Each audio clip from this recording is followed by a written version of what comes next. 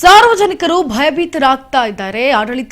ಜಿಲ್ಲಾಡಳಿತ ಅಧಿಕಾರಿಗಳಿದ್ದಾರೆ, ಅವರು ಸಲಹೆ ನೀಡಿದ್ದಾರೆ. ಯಾಕೆಂತಂದ್ರೆ ಇಂದು ರಾತ್ರಿ 9:06:57 ವಿರುಧನಗರ ಜಿಲ್ಲೆಯ ತಿರುವೆಲ್ಲಿ, ಪುತ್ತೂರು ಮತ್ತು ಶಿವಕಾಶಿ ಸುತ್ತಮುತ್ತಲಿನ ಪ್ರದೇಶಗಳಲ್ಲಿ ರಿಕ್ಟರ್ ಮಾಪಕದಲ್ಲಿ 3.0 ತೀವ್ರತೆಯ ಲಘು ಭೂಕಂಪನ ಸಂಭವಿಸಿದೆ ಅಂತ ರಾಷ್ಟ್ರೀಯ ಭೂಕಂಪನ ಸಂಶೋಧನಾ ಕೇಂದ್ರ ದೃಢಪಡಿಸಿದೆ.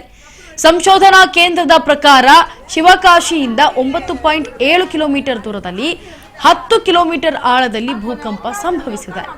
ವಿರುಧನಗರ ಜಿಲ್ಲೆಯ ಶಿವಕಾಶಿ ಮತ್ತು ಶ್ರೀವೆಲ್ಲಿ, ಪುತ್ತೂರಿನ ಸುತ್ತಮುತ್ತಲಿನ ಪ್ರದೇಶಗಳಲ್ಲಿ ಲಕ್ಷಾಂತರ ಜನರು ಲಘು ಕಂಪನವನ್ನ ಈ ಭೂಕಂಪನವನ್ನ ಅನುಭವಿಸಿದ್ರು.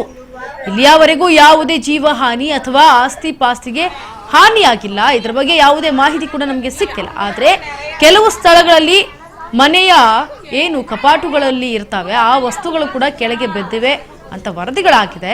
ಇನ್ನು ಕೆಲವು ಹಳ್ಳಿಗಳಲ್ಲಿ ಸಾರ್ವಜನಿಕರು ಭಯಭೀತರಾಗಿದ್ದಾರೆ. ಮನೆಗಳ ಹೊರಗೆ ನಿಂತಿದ್ರು ಅನ್ನೋದು ಕೂಡ ಕೆಲವರು ತಿಳಿದು ಬಂದಿದೆ ಈ ಒಂದು ಮಾಹಿತಿ ಪ್ರಕಾರ. ಮತ್ತು ಅಧಿಕಾರಿಗಳು ಅನಗತ್ಯವಾಗಿ ಭಯಭೀತರಾಗದಂತೆ ಸಾರ್ವಜನಿಕರಿಗೆ ಸೂಚನೆ ನೀಡ್ತಾ ಇದ್ದಾರೆ. குழந்தைக்கு சாப்பாடு ஊட்டிக்கிட்டு இருந்தேன். அந்த டைம் அதிர்வு மாதிரி இருந்துச்சு.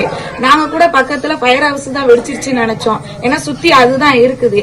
இப்ப என்னடானா நில அதிர்வுங்காங்க. இப்ப இப்படி இந்த மாதிரி அதிர்வு மாதிரி தெரியுது.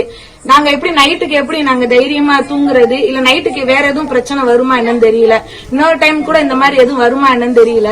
எங்களுக்கு கொஞ்சம் பயமா இருக்கு. குழந்தைங்க எல்லாம் இருக்காங்க, நிறைய சின்ன பிள்ளைங்க இருக்காங்க. எப்படின்னு தெரியல, கொஞ்சம் பயமாவே இருக்குது. நைட்டெல்லாம் எப்படி தூங்குறதுனே தெரியல. இப்போ செகண்ட் சாப்பாடு ஊட்டிக்கிட்டு இருக்கோம், அந்த டைம் ஒரு அதிர்வு மாதிரி இருக்குது. நாங்க கூட நான் சொன்ன மாதிரி ஹவுஸ் தான் வெடிச்சிருச்சுன்னு நினைச்சோம். ஏன்னா சுத்தி அது மட்டும்தான் இருக்குது.